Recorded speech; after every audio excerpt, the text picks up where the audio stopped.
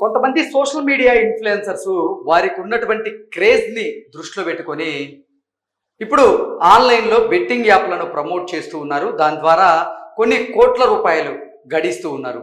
ఈ నేపథ్యంలోనే కొంతమంది సోషల్ మీడియా ఇన్ఫ్లుయెన్సర్స్కి అయితే ఇప్పుడు వారి మీద కేసులు నమోదవడం, వారిని అరెస్ట్ చేసేటువంటి ప్రయత్నం కూడా జరుగుతున్నటువంటి నేపథ్యంలో అసలు వీరు యూట్యూబ్ హీరోలా లేదంటే సోషల్ విలన్లా అనేది మనం పూర్తి స్థాయిలో విశ్లేషణ చేసుకుందాం. ప్రస్తుతం మనతో పాటున్నారు ప్రముఖ సినీ విశ్లేషకులు, ప్రముఖ సీనియర్ జర్నలిస్ట్ యజ్ఞమూర్తి గారు. వారితో మాట్లాడదాం.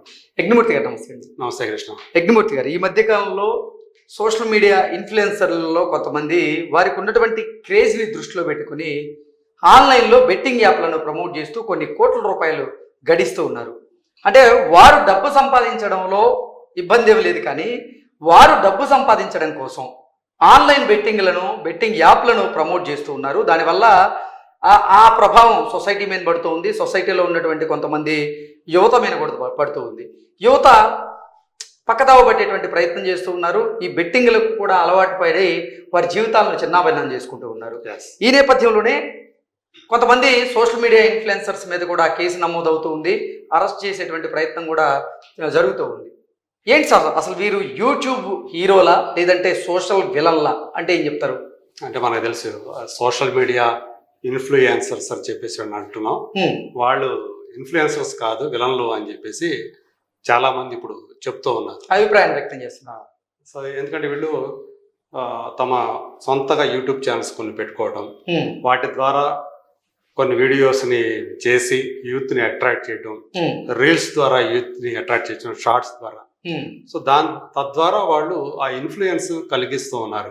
అందుగురించి వీళ్ళందరూ కూడా ఇప్పుడు సోషల్ మీడియా ఇన్ఫ్లుయెన్సర్స్ అనే వాళ్ళ మీద చాలా మంది ఆధారపడుతూ ఉన్నారు.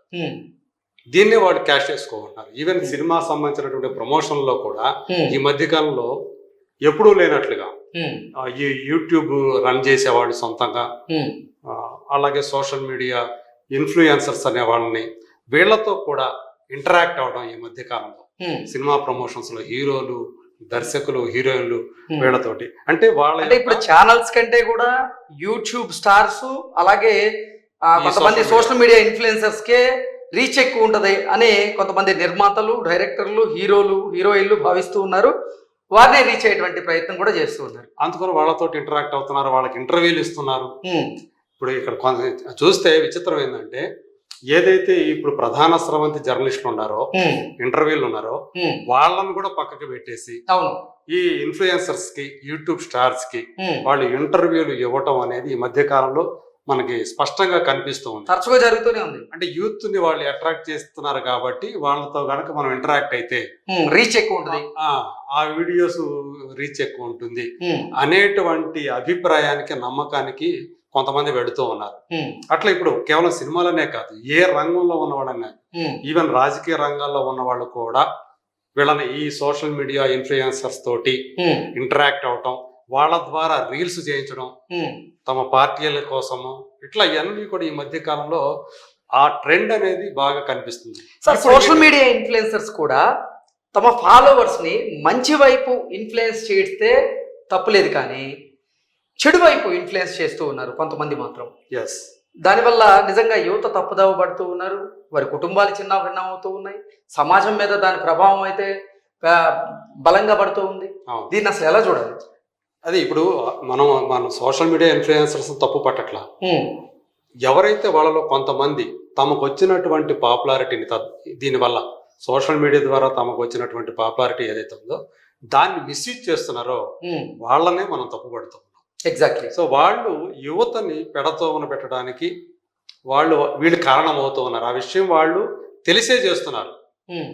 ఇంకా ఎంత బహిరంగంగా చెప్తున్నట్టు, మేము చేయకపోతే వేరే వాళ్ళు ఉన్నారు కదా చేయడానికి, అందుకని మేము చేస్తున్నామని సమర్థించుకోవటం ఇక్కడ కనిపిస్తుంది. ఓకే, మీరు ఆ మాట చెప్పారు కాబట్టి సార్ ఫస్ట్ ఇమ్రాన్కి ఒకసారి కాల్ చేసే ప్రయత్నం చేద్దాం. తను చేస్తున్న దాన్ని ఎలా సమర్థించుకుంటాడో మనం అంటే చూద్దాం.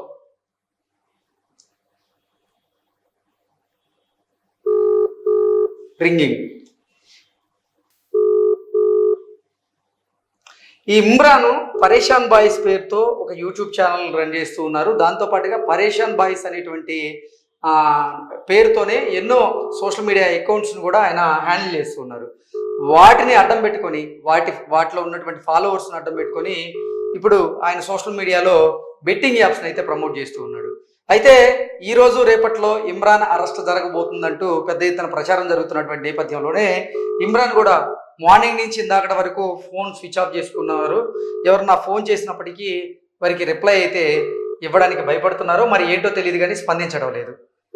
ప్రస్తుతం ఇమ్రాన్కి చేసాం, అతని దగ్గర నుంచి అయితే ఎటువంటి రిప్లై అయితే మనకి రాలేదు, అతను రిసీవ్ చేసుకోలేదు. నెక్స్ట్ భయ్యా సన్నీ యాదవ్, ఇతను కూడా ఈ మధ్య కాలంలో ఆన్లైన్లో బెట్టింగ్ యాప్స్ను ప్రమోట్ చేస్తూ చేయడం ఒక ఎత్తు అయితే, నాకు ఏదైనా బైక్ కంపెనీకి సంబంధించినటువంటి స్పాన్సర్లు ఎవరన్నా స్పాన్సర్షిప్ చేస్తే నాకు కానీ నా బైకులకు అయ్యేటువంటి పెట్రోల్కి కానీ ఖర్చులకు కానీ బైక్కి ఏదైనా ప్రమాదం జరిగితే దానికి సంబంధించినటువంటి డబ్బుని ఎవరన్నా స్పాన్సర్ చేస్తే నేను బెట్టింగ్ యాప్లను ప్రమోట్ చేయను అంటూ ఆయన చెప్పేటువంటి ప్రయత్నం చేస్తూ ఉన్నాడు. అంటే తనకి ఎవరైనా డబ్బులు ఇస్తే ఈ బెట్టింగ్ యాప్లను ప్రమోట్ చేయను అన్నట్లుగా ఆయన డైరెక్ట్గా చెప్తున్నటువంటి నేపథ్యంలో అసలు ఆయన తన వ్యాఖ్యలను ఎలా సమర్థించుకుంటాడనేది మనం చూద్దాం. భయ్యా సన్నీ యాదవ్కి మనం కాల్ చేస్తున్నాం.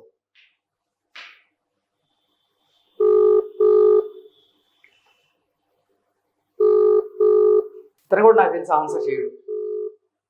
ఎందుకంటే తన మీద ఆరోపణలు వస్తూ ఉన్నాయి, విమర్శలు వస్తూ ఉన్నాయి యూట్యూబ్లో, అలాగే ఇప్పుడు సోషల్ మీడియాలో పెద్ద ఎత్తున కొంతమంది నెటిజన్లు అయితే భయ్యా సన్నీ యాదవ్ మీద కూడా విరుచుకుపడుతూ ఉన్నారు. ఈ నేపథ్యంలోనే అతను కూడా 4-5 రోజుల నుంచి అయితే ఎవరి ఫోన్లు ఆన్సర్ చేయడం లేదు.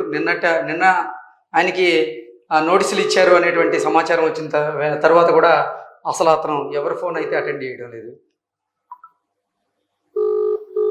నెక్స్ట్ హర్ష సాయి, సేమ్ హర్ష సాయి కూడా తను చేసినటువంటి తప్పు ఏదైతే ఉందో దాన్ని అసలు తప్పే కాదని, నేను కాకపోతే మరొక ఇన్ఫ్లుయెన్సర్ బెట్టింగ్ యాప్స్ని ప్రమోట్ చేస్తూ ఉంటాడు, అదేదో నేనే చేస్తే ఈ బెట్టింగ్ యాప్స్ ప్రమోషన్ అన్న తగ్గిద్ది అనేటువంటి ఉద్దేశంతో నేను ప్రమోట్ చేశానంటూ కూడా ఒక ఛానల్కి ఇచ్చినటువంటి ఇంటర్వ్యూలో ఆయన చెప్పడం జరిగింది.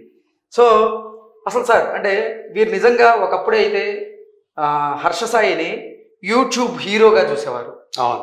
ఎందుకంటే అతను కొన్ని ఫండ్స్ కలెక్ట్ చేయడం, ఆ కలెక్ట్ చేసినటువంటి ఫండ్స్ని ఎవరైనా ఇబ్బందుల్లో ఉన్న వారికి ఇస్తూ తన ఇమేజ్ని అమాంతం పెంచుకుంటూ ఉన్నాడు. అప్పుడు అందరికీ కూడా ఒక హీరో లాగా అయితే కనపడ్డాడు.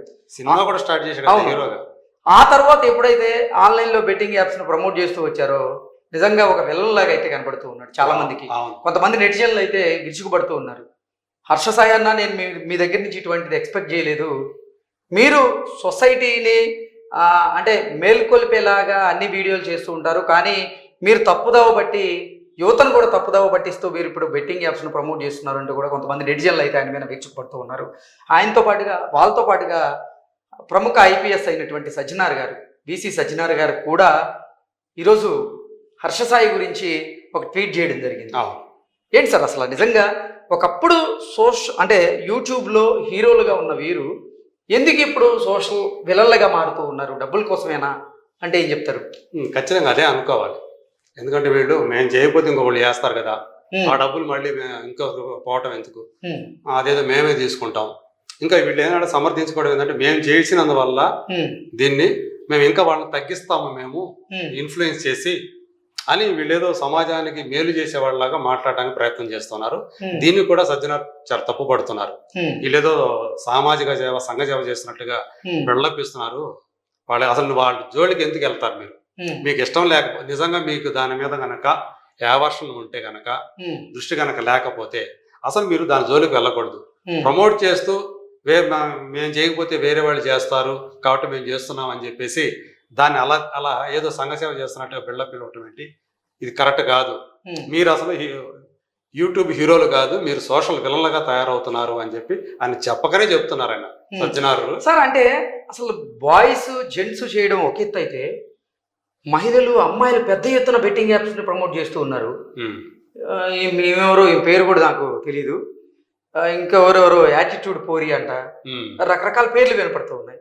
వాళ్ళు సోషల్ మీడియాలో వాళ్ళని అనుకరిస్తున్న ఫాలోవర్స్ ఎవరైతే ఉన్నారో ఫాలోవర్స్ని పెంచుకోవడం, ఆ పెంచుకున్నటువంటి ఫాలోవర్స్ని చూపించి బెట్టింగ్ కంపెనీలు ఏవైతే ఉన్నాయో, బెట్టింగ్ యాప్స్ కంపెనీలు ఏవైతే ఉన్నాయో వాళ్ళ దగ్గరికి వెళ్ళడం, వాళ్ళ దగ్గర నుంచి డబ్బులు తీసుకోవడం, ఆ బెట్టింగ్ యాప్స్ని ప్రమోట్ చేయడం. పెద్ద ఎత్తున మహిళలు కూడా చేస్తూ ఉన్నారు. దీన్ని ఎలా చూడాలి అసలు?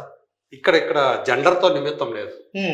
ఈజీ మనీ కోసం, తమ విలాసాల కోసమో, స్వప్రయోజనాల కోసం, సో తమ పాపులారిటీని అడ్డం పెట్టుకొని యువతని ఈ ఉచ్చులోకి లాగటం, తద్వారా తాము బెనిఫిట్ పొందటం, ఆర్థికంగా కానీ ఇంకొక రకంగా కానీ బెనిఫిట్ పొందడం. ఇదే వాళ్ళ అంటే వీళ్ళంత వేగంగా తమ దగ్గరికి డబ్బులు వచ్చి పడుతున్నప్పుడు వాళ్ళకి ఇక అంటే అదే ఉచ్చులోకి యూత్ను లాగేసి దీనివల్ల ఎంతమంది కుటుంబాలని తాము సర్వనాశనం చేస్తున్నారో, ఆర్థికంగా మానసికంగా వాళ్ళని ఎంతగా కొంగదీస్తున్నారో తెలుసుకోకుండా, సో యూత్ అంటే ఈజీగా అట్రాక్ట్ అవుతారు కాబట్టి సో వాళ్ళని టార్గెట్ గా చేస్తారు. సోషల్ మీడియా ఆధారంగా చాలా మంది ఈ మధ్య కాలంలో ఉపాధి పొందుతున్నారంటూ మనం హ్యాపీగా ఫీల్ అయ్యేటువంటి ఈ పరిస్థితుల్లో వీరు ఉన్నటువంటి క్రేజ్ని అడ్డం పెట్టుకొని తప్పుదోవ పట్టిస్తూ, వీరు తప్పుదోవ పడుతూ డబ్బులు గడిస్తూ ఉన్నారు. అవును, నిజంగా అంటే ఒకప్పుడు యూట్యూబ్లో కూడా మంచి కంటెంట్ చేసే వాళ్ళు అనేటువంటి పేరు అయితే కొంతమందికి ఉంది, సోషల్ మీడియా ఇన్ఫ్లుయెన్సర్. ఆ తర్వాత రోజుల్లో డబ్బు కాసిపడి స్వలాభాల కోసం విచ్చలవిడితనంతో వారు ఏంటంటే వాళ్ళ ఫాలోవర్స్ని కూడా తప్పుదోవ పట్టిస్తారు. అవును, అసలు బెట్టింగ్ యాప్స్ని ప్రమోట్ చేస్తున్నారు, విలన్లుగా మారారు. ఖచ్చితంగా వీళ్ళు అందు గురించి వీళ్ళని సోషల్ మీడియా ఇన్ఫ్లుయెన్సర్స్ కాదు, వీళ్ళని సోషల్ మీడియా విలన్స్ అన్నారు. అంటే తద్వారా సోషల్ విలన్సే వీళ్ళు, సమాజానికి పట్టినటువంటి విలన్లు. ఏది ఈ బెట్టింగ్ యాప్స్ ని ప్రమోట్ చేస్తున్నారు ఎవరైతే ఉన్నారో వాళ్ళందరూ కూడా, వాళ్ళు ఆడ కావచ్చు, మగ కావచ్చు, ఎవరైనా కావచ్చు. ఇప్పుడు ఇక్కడ తప్పు చేసేవాళ్ళు కేవలం ఒక్కరే చేయరు, ఒకే జెండర్ వాళ్ళు చేయరు. అందులో ఆడ ఉంటారు, మగ ఉంటారు. సో కొంత మగవాళ్ళు ఎక్కువ ఉండొచ్చు అంతే. ఎగ్జాక్ట్లీ. తప్ప ఇప్పుడు అందరూ సోషల్ మీడియాను ఉపయోగించుకొని మీలో ఉన్నటువంటి సృజనాత్మకతను బయటికి తీసుకొచ్చి మీ టాలెంట్ని మీరు గుర్తించగలిగి దాన్ని నలుగురికి చూపించగలిగితే తప్పులేదు. కానీ ఇటువంటి బెట్టింగ్ యాప్స్ను ప్రమోట్ చేస్తూ మాత్రం ఇబ్బందుల్లో మాత్రం పడకండి. నిజంగా ఇంతకుముందు సోషల్ మీడియాలో వాళ్ళు ఉన్నటువంటి సృజనాత్మకతను బయటికి తీస్తూ కొన్ని అవకాశాల కోసం కొన్ని వీడియోలు చేస్తూ ఉండేవారు. ఈ మధ్యకాలంలో విచ్చలవిడితనంతో ఇప్పుడు ఈ సోషల్ మీడియాలో కొన్ని సైట్స్ ఓపెన్ చేస్తే బోల్డ్ కంటెంట్, దాన్ని ఎలా రిసీవ్ అంటే పిల్లలు ఉంటారు, పిల్లలు కూడా ఫోన్లు యూజ్ చేస్తూ ఉంటారు ఈ మధ్య కాలంలో. ఆ పిల్లల మీద కూడా ఆ ప్రభావం పడుతూ ఉంది. ఖచ్చితంగా. ఇప్పుడు దాంట్లో ఏంటంటే సెన్సార్షిప్ అనేది లేదు కాబట్టి మనకు వచ్చే ఈ కంటెంట్ ఏదైతే సెల్ ఫోన్లో మనకు వచ్చేటువంటి కొన్ని 18+ వయసు వాళ్ళు మాత్రమే చూసేటువంటి కంటెంట్ ఉంటుంది. దాంట్లో కూడా పిల్లలు వెళ్ళగలుగుతున్నారు. అంటే దానికి సంబంధించిన సోర్సెస్ వెతుక్కొని మళ్ళీ పెద్దల కంటెంట్లో కూడా వెళ్ళి చూస్తున్నారని చెప్పేసి ఈ మధ్య చాలా ఫిర్యాదులు అందుతూ ఉన్నాయి. పైగా ఇప్పుడు ఓటీటీలో కానివ్వండి, రకరకాలుగా మనకి ఈ బోల్డ్ కంటే ఇప్పుడు ఈ యూట్యూబ్ ఛానల్స్ నిర్వహిస్తున్న వాళ్ళు, ఈ ఇన్ఫ్లుయెన్సర్స్ ఎవరైతే ఉన్నారో వాళ్ళు కూడా అందులో ఉపయోగిస్తున్నటువంటి భాష కానివ్వండి, కంటెంట్ కానివ్వండి, చిన్నపిల్లలు చూస్తే అసభ్యకరమైనటువంటి అశ్లీలకరమైనటువంటి కంటెంట్ కొంతమంది ప్రమోట్ చేస్తున్నారు. సో అది మనం తప్పు చేస్తున్నామా ఒప్పు చేస్తున్నామా తెలుసుకోలేని వయసులో ఉన్నటువంటి పిల్లలందరూ కూడా అలాంటి కంటెంట్కి అట్రాక్ట్ అయిపోయి ఈజీగా సో వాళ్ళ వలలో చిక్కుకొని, సో వాళ్ళ టార్గెట్ అదే, అలాంటి వాళ్ళని టార్గెట్ చేసుకునే వాళ్ళు అలాంటి కంటెంట్ సృష్టిస్తూ ఉంటారు. సో వాళ్ళని అట్రాక్ట్ చేసి తద్వారా మళ్ళీ చివరికి ఆ బెట్టింగ్ యాప్ల్లోకి వాళ్ళని దించడము, సో వాళ్ళ ఇంటిని గొల్ల చేయటం, మొత్తం వ్యవస్థనే. అంటే రాబోయే రోజుల్లో దీని కనుక మనం ఇలాగే ఉపేక్షిస్తే కనుక రాబోయే రోజుల్లో ఇది ఒక పెద్ద అంటే మనం అదుపు చేయలేనంత ప్రమాదకరమైనటువంటి జబ్బుగా మారిపోతుంది, రుగ్మతగా మారిపోతుంది. ఇప్పటికైనా సరే నిజంగా అంటే సోషల్ మీడియాలో యాక్టివ్గా ఉండేవారు ఎవరైతే ఉంటారో వారు అంటే మీకోసమే చెప్తున్నాము, మంచి కంటెంట్ని మీరు ప్రోత్సహించండి, కానీ వల్గారిటీని పెంచేటువంటి కంటెంట్ ఏదైతే ఉందో దాన్ని మీరు ప్రోత్సహించకండి. అటువంటి ఇన్ఫ్లుయెన్సర్స్ ఎవరైతే ఉన్నారో వారిని మీరు అనుకరించకండి, అంటే ఫాలో అవ్వకండి. ఎట్టి పరిస్థితుల్లో వాళ్ళని ఫాలో అవుతున్నా అన్ఫాలో చేసేయండి. ఇది మీకు మీ కుటుంబానికి కూడా చాలా మంచిది. అది మీరు చెప్పింది కరెక్ట్, నిజం, 100% నిజం. ఖచ్చితంగా ఎవరైతే వాళ్ళు ప్రలోభాలకు గురి చేస్తున్నారో తమ కంటెంట్ తోటి మిమ్మల్ని అట్రాక్ట్ చేయడం ద్వారా మిమ్మల్ని ఒక ఊబిలోకి దించుతున్నారనే విషయం మాత్రం మీరు గ్రహించాలి. అలాంటి వాళ్ళందరినీ కూడా మీరు అన్ఫాలో చేస్తే మీ జీవితాలు ఖచ్చితంగా బాగుపడతాయి అని చెప్పడంలో సందేహమే అవసరం. Okay sir, thank you so much.